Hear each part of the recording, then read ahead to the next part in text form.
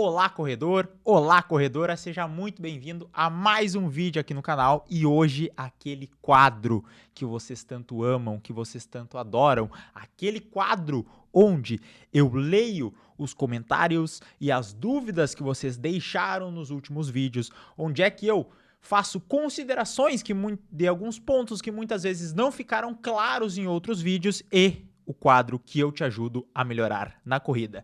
E qual é o nome deste famoso quadro, talvez mais divertido aqui do canal? O Chama o Photo Finish! Então, editor, solta a vinheta!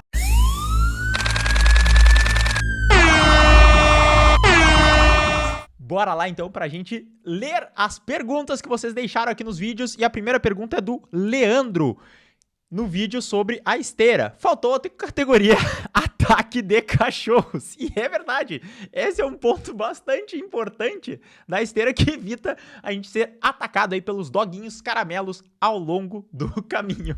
E eles realmente, às vezes complicam a vida. Inclusive, postei um vídeo recentemente lá no Instagram, já que eu fui fazer um treino junto com meus amigos na estrada de chão, e a gente foi, digamos assim, eles fizeram a gente baixar o pace algumas vezes. Então, se tu quiser me acompanhar lá no Insta, que tu pode ver um pouquinho mais, às vezes, dos bastidores que não compartilha aqui no YouTube. Mas esse é um ponto bastante interessante da esteira. Bora para a próxima pergunta. Pergunta do canal Clau Ensina. O melhor que está tendo, grande Nestor, o rei mágico silencial, pai de todos os corredores modernos. Que isso, cara? Que elogio é esse?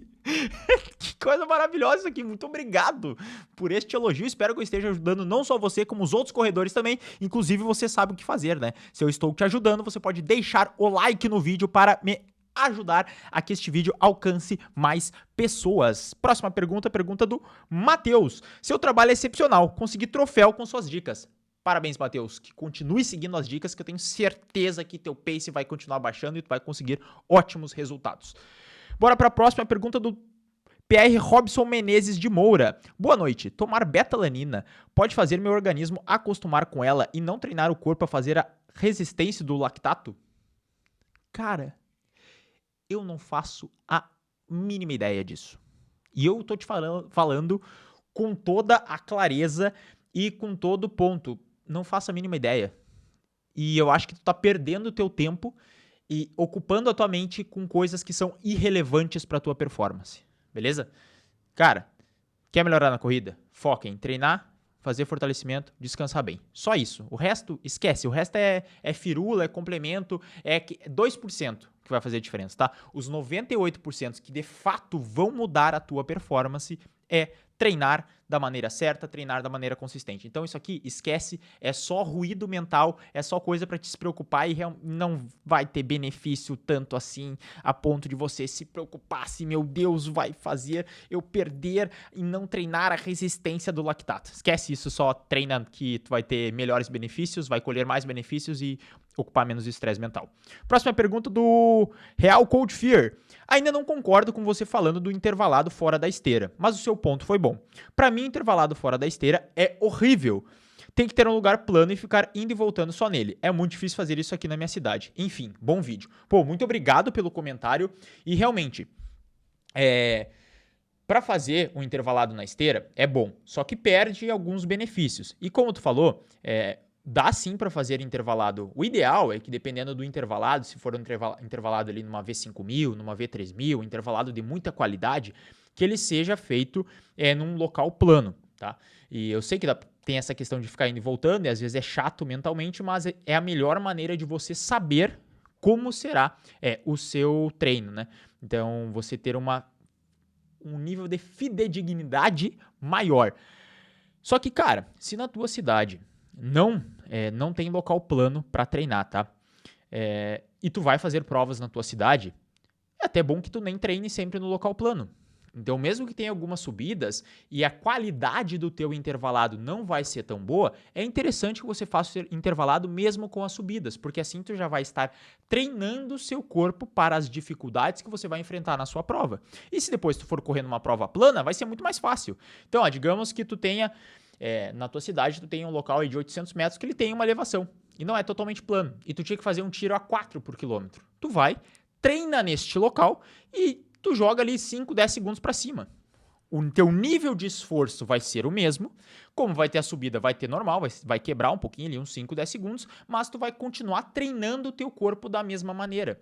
Então, talvez tu tenha que desapegar um pouquinho do ritmo, desapegar um pouquinho do pace e focar mais na percepção de esforço, e aí sim tu pode treinar em locais mesmo que eles tenham algumas subidas ou eles sejam irregulares, tá? Isso é algo bem interessante, eu inclusive recomendo que meus alunos também façam alguns treinos fora de locais planos, para que eles acostumem de como é que é correr forte com uma subida, como é que é correr forte contra o vento, como é que é correr forte tendo uma descida para te ajudar, como é que é correr forte muitas vezes tendo que fazer uma curva, porque tem algumas provas que tem que fazer uma curva mais fechada, então tu tem que desacelerar, fazer a curva e depois acelerar de novo. São algumas maneiras que você também continua treinando a sua velocidade, mas treinando outras habilidades que vão ser essenciais na hora que você for fazer uma prova de corrida. Mas bom ponto, obrigado por ter trazido ele aqui nos vídeos. Vamos para a próxima pergunta. Pergunta do Sandro Fabres. Só uma observação histórica sobre o fisiculturismo, porque aqui neste canal a gente tem cultura também, não é só corrida, a gente traz cultura de uma maneira geral. O que estragou toda a compreensão sobre a metodologia do treino do fisiculturismo foram os esteroides, porque até 1940, mais ou menos, os treinos eram sempre de corpo inteiro, no máximo 3 vezes por semana, mas apenas um dia era 100% de intensidade. Os outros 2 dias eram de 75% e 85% respectivamente. Se fizermos um paralelo com a corrida, em que suas pernas são o corpo inteiro, que é o que interessa ao corredor, o dia do 100% é o dia do intervalado, e o dia do tempo run é o dia de 85%. E deu, o resto é 75%, que em geral corresponde ao limite superior da Z2. No fundo é similar quando o assunto é grau de esforço geral tolerado pelo corpo. O uso endêmico de esteroides é que distorcem a percepção. Perfeito, Sandro, muito boa a tua colocação. Mas o ponto que eu levantei aqui no vídeo, que era como treinar forte da corrida, foi que quando a gente pensa num treinamento tradicional de musculação, nós ainda podemos, por exemplo, separar a parte superior da parte inferior. Então, tu consegue treinar, por exemplo, forte a parte superior num dia e treinar forte a parte inferior no outro. Ou treinar forte num dia peito, treinar forte no outro dia costas, treinar forte. Claro que esse nível de forte é relativo, mas não é os mesmos músculos que estarão sendo utilizados. Então isso pode ser sim uma forma de você estar com um nível de intensidade um pouquinho mais alto. É claro que tu não consegue manter esse nível de intensidade toda semana, mas o que eu me refiro é a quantidade de estímulos que tu dá para cada grupo muscular. Sempre quando a gente corre, independente se a gente treina forte ou treina leve, sempre são as pernas que são exigidas, por isso que demora essa adaptação, ela demora mais tempo na corrida e muitas vezes o nosso cardio ele evolui bem, mas as pernas demoram um pouco mais, a nossa parte estrutural. E é isso que eu me referia de não ter como treinar forte sempre na corrida, porque a gente sempre usa as pernas. Um paralelo seria treinar pernas todos os dias na musculação. Aí sim tu não conseguiria treinar forte todos os dias, teria que ter um dia mais intenso e outro dia mais leve. Mas muito obrigado pelo complemento, e eu acho que sim, a questão dos esteroides, até pela própria questão de comparação, né? Porque, inclusive, tem muita blogueira por aí, muito blogueiro por aí, muita galera aí que vende performances absurdas, que também usam esteroides, essa galera da corrida. E aí, muitas vezes, a pessoa, você que está aí me acompanhando do outro lado, está se comparando com esta pessoa, tu tá vendo ela ter uma performance, nossa, mas como ela começou a treinar, ou ele começou a treinar há 3, 4 meses, já tá tendo esses resultados, eu tô treinando há 8 meses, 9 meses, e não tô tendo esse resultado. E aí eu acho que o problema é contigo, quando na verdade essas pessoas acabam usando esteroides ou outros recursos ergogênicos que auxiliam ela na performance, ou auxiliam ela a ter um corpo mais atlético, de uma maneira mais rápida, e aí você acaba se culpando por não conseguir. Então tem que também prestar atenção nesses outros pontos que permeiam o universo da corrida, porque isso vai fazer diferença, tá? Então preste atenção nisso, não caia em golpes, a corrida ela é justa, tá? Tudo que tu dá pra ela, ela vai te devolver, mas às vezes demora um pouquinho mais. Próxima pergunta do Enio Joseph. Grata surpresa esse canal. Pô, muito obrigado. Tenho uma dúvida para o próximo photo finish, com relação àquela lesão na tíbia, a famosa canelite, está mais relacionada ao aumento de volume ou gesto técnico da corrida. Especificamente, em meu caso, iniciou em uma perna, quando realmente comecei a correr mais. Minha pisada é supinada, mas mas não dei importância a isso e talvez aí tenha sido meu erro. Negligenciei a ponto de doer durante caminhadas e agora estou com dores nas duas tíbias. Faço exercício para a panturrilha e dorsiflexão há cerca de 2 semanas, mas devo dizer, é muito frustrante não poder correr. No mais, parabéns por manter um canal com informações relevantes para quem gosta de corrida. Pô, mais uma vez, muito obrigado. Vamos lá para os próximos pontos, tá?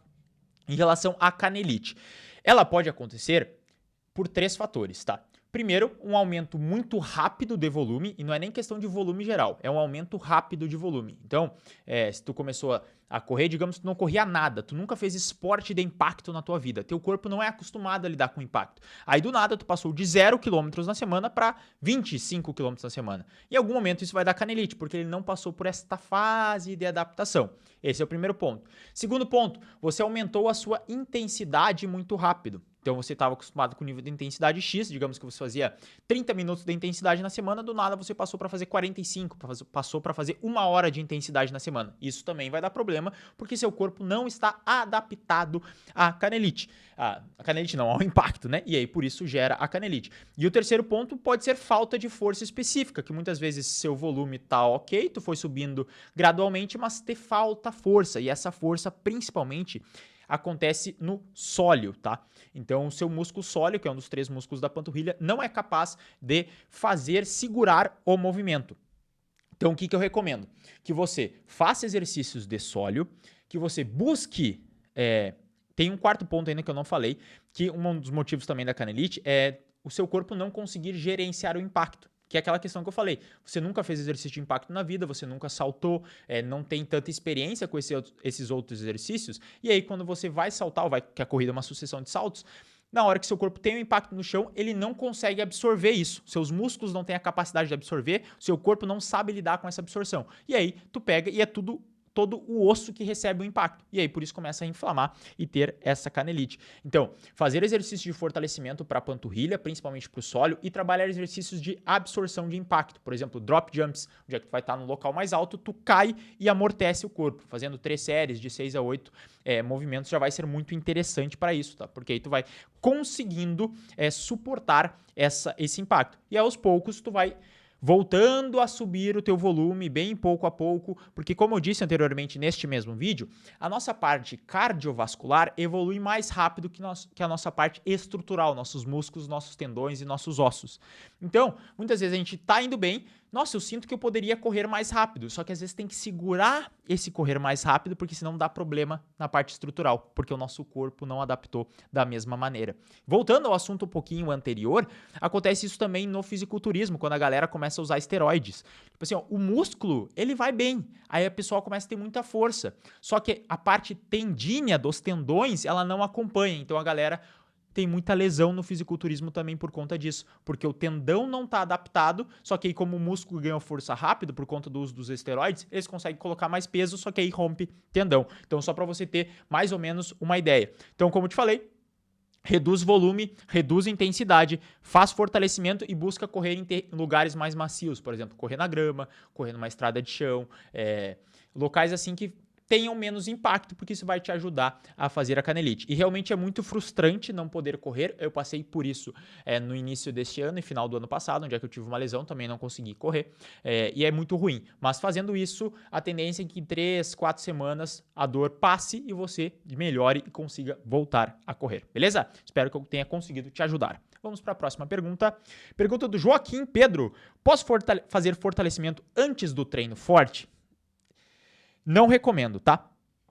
Sim, se tem a opção de fazer treino de fortalecimento e seguido numa corrida, você pode ter extremamente ter benefícios muito bons. E eu recomendo que seja sempre feito nessa ordem. Primeiro, fortalecimento, porque nós precisamos estarmos descansados para fazer o fortalecimento. A gente tem mais benefício correndo cansado do que fazendo força cansado. Então, faz o fortalecimento, só que não recomendo tu colocar um treino de tiro na sequência, porque senão tu vai gerar um desgaste muito grande no teu corpo.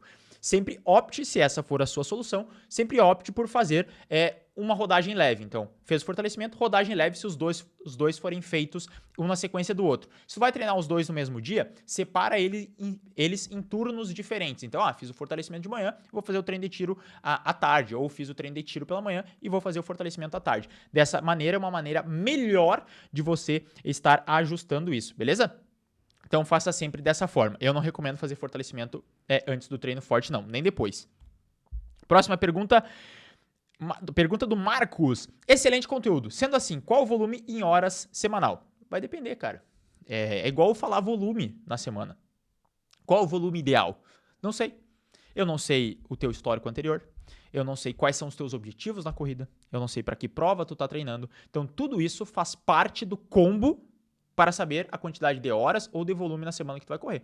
Tem gente que corre 3 vezes na semana, corre seus 20, 25 quilômetros e tá ótimo. A pessoa corre por saúde, ela quer melhorar os tempos, mas também não tá muito preocupada com isso. Tem amigo meu que corre 13 vezes na semana. Ele faz 6 dias com 2 turnos e um dia, um turno só. Por quê? Porque ele é um maratonista de elite. Essa outra pessoa só corre por prazer. Eu mesmo. Eu corro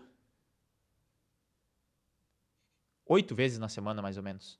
Tem dias que eu faço 2 turnos. Tem 2 dias que eu faço 2 turnos. Corro 8 vezes. Deve dar, sei lá, acho que umas 6 horas, por aí. 6, 7 horas de volume semanal. Talvez 8. Por quê? Porque eu tenho objetivo de performance. Tem gente que corre 4 vezes, tem gente que corre 5, tem gente que corre 10. Enfim, é impossível falar isso.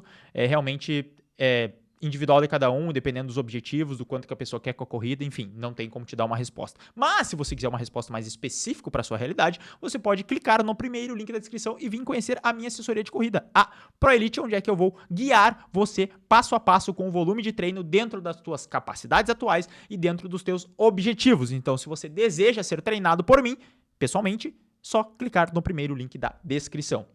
Você, Marcos, ou você também que está só assistindo esse vídeo. É livre para todos os públicos. Próxima pergunta. Pergunta do Felipe Jungues. Na verdade, é mais um comentário, né? A cadeira extensora é o melhor para o reto femoral. Top! O que me importa isso para a corrida? Nada, porque a gente não corre só com o reto femoral. Por isso que eu disse no exercício ali das tier lists, quais os melhores exercícios para fazer, você precisa fazer exercícios que envolvam movimento. É o movimento que importa na hora da corrida e não tanto o músculo reto femoral. Pô, pode ser top pro reto femoral, mas não é o nosso objetivo para a corrida. Então pense sempre, quando estamos falando de desempenho esportivo, nós estamos falando sobre movimento. Quando você fala sobre estética, sobre concursos de beleza de músculos, aí sim você fala em músculos. Próxima pergunta do Daniel. Olá, Nestor. Segui os seus métodos e bati meu RP na ASICS Golden Run deste domingo aqui no RJ. Muito obrigado. De nada. Continue acompanhando os vídeos, deixando o like, se inscrevendo no canal caso não seja inscrito. Se você está assistindo isso e ainda não está inscrito, você não vai baixar o pace, tá? Faça como o Daniel. Curta os vídeos, assista os vídeos, aplique os conhecimentos que você vai estar melhorando, mesmo que você não seja o meu aluno. E se você quiser evoluir mais, se sem o meu acompanhamento vocês já melhoram na corrida, imagina com o meu acompanhamento. Fica a dica. Próxima pergunta do Bruno Cruz. Mais um Bruno. Sensacional. Faz muito sentido e parabéns por trazer referências bibliográficas. Traz credibilidade. Pô, sempre vou trazer referências bibliográficas. Inclusive, estou devendo um vídeo dos melhores livros de corrida. Porque quando eu comecei a me interessar por corrida, por estudar corrida, isso foi lá em 2017, eu acho, 2018, na minha faculdade, tinha um cara que ele já trabalhava com corrida, e aí cheguei até ele para perguntar, pô, me dá umas referências de livros aí para estudar. Na época, 2018, 2017, o YouTube não estava tão recheado assim de conhecimento, ou eu também não sabia pesquisar. E aí, na época eu já acompanhava o YouTube, mas eu acompanhava algumas coisas, mas não tinha conteúdos com tanta complexidade igual tem hoje. E aí eu perguntei para ele, e ele não soube me dar essas referências de livros. Ele falou, tem uns artigos por aí. Só que aí não me resolveu nada, né? Então, desde que eu me interessei, eu sempre gosto de falar da onde que eu estou tirando as ideias. Se eu peguei as ideias de algum vídeo, de algum livro, eu vou pegar e falar, isso aqui veio desse tal lugar. Foi baseado nisso aqui que eu tô fazendo esse vídeo. Ou se essa ideia foi minha, se foi dentro das minhas percepções, eu sempre falo, foi dentro das minhas percepções, do que eu estudo, do que eu aplico, ou se for diferença de diversos autores, eu costumo falar os autores, mas também aí fica um conteúdo mais disperso, tem muita coisa que eles falam, né, que são, como eu posso dizer, são parecidas, né, fazem parte do mesmo processo, e aí acaba que eu não cito a fonte exatamente, mas sempre que possível eu vou trazer a referência, se foi uma frase, um ponto, dos autores. Muito obrigado pelo comentário. Bora para a próxima pergunta do Livrai-nos 234. Eu comprei um caderno para anotar as coisas e pensamentos a respeito da corrida. Pisada, mental na hora, difícil do treino, mental numa prova e etc. né, no vídeo ali que eu botei que a sua corrida não será a mesma depois dessas dicas. E isso é algo importantíssimo. Inclusive, eu tô devendo esse vídeo, eu vou fazer este vídeo também, de como você vai anotar a sua evolução no treinamento, como você dá feedback para si mesmo, porque o feedback é uma parte muito importante do treinamento. E eu acho ótimo. Sempre que você tem algo onde é que você anota, você consegue ver aquilo que está dando certo, aquilo que está dando errado e aquilo que você pode melhorar. Porque imagina que você faz uma preparação super boa para uma prova de 5 km. E você anotou tudo. O que você fez, como é que estavam suas noites de sono, como é que estava o seu fortalecimento, quais foram esses treinos, como que você se sentiu nesses treinos, como é que estava o seu estresse mental. E aí, do nada, depois tu vai fazer uma outra preparação para um 5K. E aí tu sente que nessa outra preparação para o 5K, tu não tá se sentindo tão bem assim. E aí tu consegue comparar com a outra e tu consegue ver, nossa, mas nessa preparação aqui estou dormindo menos, estou fazendo um pouco menos de volume de treino, nossa, meu estresse está mais alto nessa. Então, tu consegue perceber o porquê que naquela preparação tu tá tendo um desempenho inferior ou não tá se sentindo tão bem e por que nessa foi tão bom. Então, tudo aquilo que você pode medir, você pode melhorar. E eu acho sensacional isso que tu tá fazendo, cara. Continue, inclusive todo mundo deveria fazer isso também. Eu, inclusive, faço. Confesso que eu tô pecando nisso nos últimos tempos, mas já documentei muito meus treinamentos. E eu vou voltar a fazer isso. E vou fazer um vídeo sobre isso também. Bora para a próxima pergunta do Hiro. Excelente! Um vídeo para fazer enquanto janto e ainda sobra 30 minutos para ver enquanto faço a liberação com o rolinho. Ele. Pô, excelente, fico muito feliz. Acompanho muitos canais também que eu acabo acompanhando ou na hora do almoço ou na hora da janta. E fico feliz demais que eu seja a companhia de vocês nestes momentos. Muito obrigado pela confiança que vocês depositam em mim e segue fazendo o rolinho que ele tem tem muitos benefícios. Continue fazendo. O Machado botou maratona de revezamento patrocinado por empresa de apostas. Putz. Confesso. Putz mesmo. Mas vocês não me verão fazendo divulgação de casa de aposta aqui neste vídeo. Não concordo com fazer apostas. Acho que apostas são nocivas para a sociedade geral e também para o ser humano. Então, concordo com o seu comentário, Machado. Concordo com ele. Não sou a favor. Corri esta prova, mas não sou a favor da casa de aposta em si. Luiz Felipe Aspira comentou aqui. Parabéns pelo canal, muito bom e muito informativo. Tenho certeza que vai crescer muito em breve. Amém, que sigamos assim.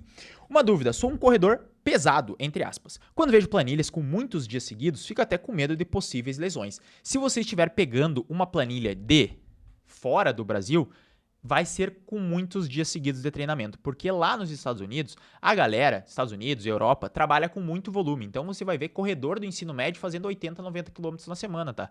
Corredor do ensino médio, a gente tá falando de corredores com 15, 16, 17 anos. Aqui, às vezes o cara que vai treinar maratona não treina com todo esse volume. Então, por isso que as planilhas deles lá tem muito mais volume do que a nossa aqui. Por isso que pegar alguma coisa de uma realidade diferente é muito ruim, porque lá eles trabalham com muito mais volume, porque eles já têm uma questão de instrução esportiva, de trabalhar com esportes desde muito cedo. Então fica muito fácil deles trabalharem com volume mais alto, os corredores já têm um entendimento maior de como são seus treinos de corrida, então isso é algo que acontece muito por lá. Por isso que é sempre recomendado que você... não sempre, né? Mas que você tenha esse discernimento quando pegar uma planilha gringa, tá? Tem assessoria. Eu corro 4 vezes por semana e tô me sentindo bem, mas tenho muita vontade de acrescentar volume futuramente. Mas isso, da quantidade de repouso, etc., me deixa em dúvida. A pergunta não é sobre mim especificamente, mas sobre período de descanso e recuperação versus volume versus lesões. Então, desde que esse volume ele seja muito bem equalizado dentro dos seus dias, por exemplo, tu treina 4 dias na semana, 4 vezes na semana, tu pode adicionar mais um 5º dia. E esse 5º dia ele não precisa ser começando direto com 1 hora de duração e mais um treino intervalado. Não, tu adiciona 30 minutinhos. Faz 1, 2, 3 semanas, vê como é que teu corpo reage, mantém assim por 4, 5 semanas, pô, deu tudo certo, tá tranquilo, aumenta para 35 minutinhos, aumenta mais 1 quilômetro. Vai indo, chegou até dar os seus 45 minutos, 50 minutos de duração, beleza, mantém, estabiliza um bom tempo isso a gente está falando talvez 6 meses, 8 meses de duração com esse um dia a mais de treino. Pô, colheu os benefícios, sentiu que já está mais tranquilo, está conseguindo descansar bem, está conseguindo fazer tranquilo, aí tu aumenta mais um dia. Então, esse aumento gradual, ele acontece desta forma, tá? Sobre questão de período de descanso e recuperação versus volume versus lesões, são muitas variáveis que estão dentro disso para serem calculadas, né? Porque tem a questão do quanto estresse tu está tendo no momento, como estão a tua quantidade de horas de sono e a qualidade dessas horas, mas não necessariamente o volume vai ser lesivo. O volume ele só é lesivo quando tu não consegue descansar ou quando tu aumenta ele muito rápido. Fazendo essa adaptação que eu te disse anteriormente, pode ir bem tranquilo, dá para aumentar teus dias de semana, que isso não será um problema, beleza? Vamos para a próxima pergunta. Pergunta do Gabriel Morbin. Nestor, essa do pescador eu faço nas provas, mas eu enxergava como se eu fosse um cachorro atrás da lebre. Ficava procurando minha lebre. Geralmente era alguém usando uma roupa de cor diferente das demais. Pô, estratégia muito boa. Eu comentei sobre as melhores hábitos e ações para provas de corrida. Eu chamo ela de estratégia do pescador, mas ele usa como estratégia do cachorro e da lebre. Muito interessante usar a pessoa com uma roupa colorida, é muito legal e essa é uma das melhores estratégias que você pode usar numa prova de corrida. Recomendo muito que seja feita. Próxima pergunta é do Franco12356. Nestor, é comum que os atletas que treinam com você todo fim de ciclo de treino próximo à prova ficarem gripados? Ou com dores de garganta? Pergunto, pois já é meu terceiro ciclo de treino que no fim do ciclo próximo à prova fico gripado. Parece que abre uma janela em meu sistema imunológico pouco antes das provas. Isso é normal? Se for em uma maratona, ou se você estiver num ciclo puxado de treinamento, é até que normal, tá? Porque, desculpa, vou refazer. Existem casos em que isso acontece. Normal não é. Se está acontecendo isso com você, pode ser que você está exagerando no seu ciclo de treinamento, onde é que você fez um ciclo de treinamento muito intenso, e aí quando reduz um pouco esse volume perto da prova, que já a carga total foi assimilada, você venha a ter uma baixa da imunidade, porque vem forçando demais o corpo com treinos muito fortes, e aí tem essa gripe ou fique com essa dor de garganta. Pode ser que você estava com o treinamento ajustado, mas você não estava descansando o suficiente. Por você não estar descansando o suficiente, o seu corpo foi acumulando aquele estresse, até que chega uma hora depois que passa o pico de volume, ou no pico de volume, você tem essa baixa maior da imunidade, e aí você sinta também essa gripe ou essa dor de garganta. Pode ser também que esteja faltando alguma coisa na sua nutrição, que aí você também com o próprio desgaste do ciclo de treinamento, porque uma coisa que todos nós temos que entender é que treinamento não é rendimento. Então, ao longo de todo um ciclo de treino, a gente vai suprimindo o nosso desempenho, ou seja, a gente vai treinando sempre com uma fadiga residual, a gente vai treinando com a perna pesada, a gente vai treinando com os músculos pesados, para que quando chegue próximo da prova, a gente faça o polimento e a gente deixe esse condicionamento adquirido que estava sendo suprimido por essa sequência de treinos aflorar e aí a gente tem um bom desempenho na prova. Então pode ser que por esse acúmulo de treinos você estivesse perdendo alguns nutrientes e se essa nutrição não estiver adequada, você venha a ter ficado com isso. Então não é normal, mas pode acontecer. Se sempre tu tá tendo isso nos teus treinamentos, recomendo rever, aí entra aquela importância do diário de treino, se tu tá dormindo bem, como é que tá teu nível de estresse e como é que está a tua alimentação, porque pode ser por isso que você está tendo esse desgaste a mais. Bora para a próxima pergunta, a pergunta do Anderson Severino. Professor, boa tarde, ou boa noite, ou bom dia, dependendo de quando você estiver vendo este vídeo. Próximas provas é de 10 km, mas o foco é uma de 5 km em outubro. Dá para fazer os treinos de 10 km alguns segundos mais rápidos, que já vai entrar para os 5 km e meio, que treinar para as duas distâncias? Sim, totalmente. Uma coisa que a gente precisa entender é que provas, elas não são individuais, tá? O nosso desempenho na corrida, ele não acontece individual. Não é porque eu tô treinando para um 3K, por exemplo, que eu perco minha habilidade de correr mais longe. Não. Eu só tô dando ênfase maior naquelas valências ali e elas são valências que eu consigo utilizar em provas imediatamente acima e abaixo. Por exemplo, treinando para um 5 km, eu consigo correr bem um 3 km e consigo correr bem um 10 km, porque são provas relativamente próximas. As mesmas características que eu preciso para correr um 5K, eu dobro e consigo correr bem um 10. O que é diferente, por exemplo, de eu estar treinando para um 3K e correr bem uma meia maratona, porque aí são valências muito diferentes e o próprio estilo de treinamento é diferente. Então, via de regra, se a gente ficar com uma distância de corrida acima e uma abaixo, a gente consegue performar bem nessas duas distâncias, com exceção da maratona ali. Mas, por exemplo, se estiver treinando para uma maratona, tu provavelmente vai correr bem uma meia, porque tu vai estar com volume mais alto, trabalhando em umas intensidades próximas à da maratona, que também são próximas à da meia. E aí, isso vai acontecendo. Então, é totalmente normal isso acontecer. Eu recomendaria treinar, inclusive, mais para a prova de 5, mesmo que tua prova de 10 seja o alvo. Porque os 5 km talvez seja uma das distâncias mais versáteis, que exige mais nível de desconforto, exige um trabalho mais específico, exige mais velocidade, e eu acho que a gente colhe melhores benefícios, tá? Mas, por exemplo, dá pra fazer um treino da semana focado nas velocidades de 5K, um treino na semana voltado para as velocidades de 10K. Pô, 2 treinos excelentes, já vai abarcar os 2 pontos e você vai conseguir desempenhar bem nas 2 provas. Então, pode treinar desse jeito sim. Próxima pergunta da Jéssica Luz. Esse canal é um achado, com tantos canais blogueirísticos com conteúdo raso. Aqui tem muito mais do que tênis novo que foi comprado, os treinos do Strava pausados e as fotos performando. Conteúdo para quem quer correr inteligente. Isso é verdade, muito obrigado pelo seu comentário, Jéssica. E esse é o ponto que quando eu criei o canal, a ideia é trazer essa, porque eu não sou esta pessoa, inclusive as coisas que eu falo aqui vai muito contra ao mainstream, mas alguns comentários ao longo desse vídeo já provaram que dá resultado. Então, eu sempre mostro realmente a minha realidade. Eu não sou o cara que toma um monte de suplemento, eu não sou o cara que compra tênis de placa, eu não sou o cara que vou tirar fotos performando minhas fotos que eu posto lá no meu Instagram. Inclusive, sempre pode olhar a descrição dos vídeos, porque na descrição dos vídeos tem link pro meu Instagram, pro meu Strava, onde é que eu comento meus treinos, tem link pra minha newsletter, tem link pro meu playbook de como baixar o pace na corrida, tem link pro fortalecimento inteligente, se você desejar aprender mais como fortalecer pra corrida. Então, eu sempre... as fotos lá que eu posto no Instagram são todas que eu tô com a cara horrível. Não é foto legal. É foto que eu tô fazendo força mesmo, que eu tô correndo. Eu gosto de correr, eu gosto de me divertir, eu gosto de me desafiar. E eu trago todo o conhecimento que eu tenho aqui realmente para ser aplicável. Não tô aqui para... Tô aqui também para divulgar meu trabalho com a minha assessoria, mas é muito mais para trazer essa realidade, essa pureza, talvez, essa forma mais crua da corrida para que você de fato evolua, porque muitas das vezes as coisas que os blogueiros e influencers vendem, eles estão vendendo para você.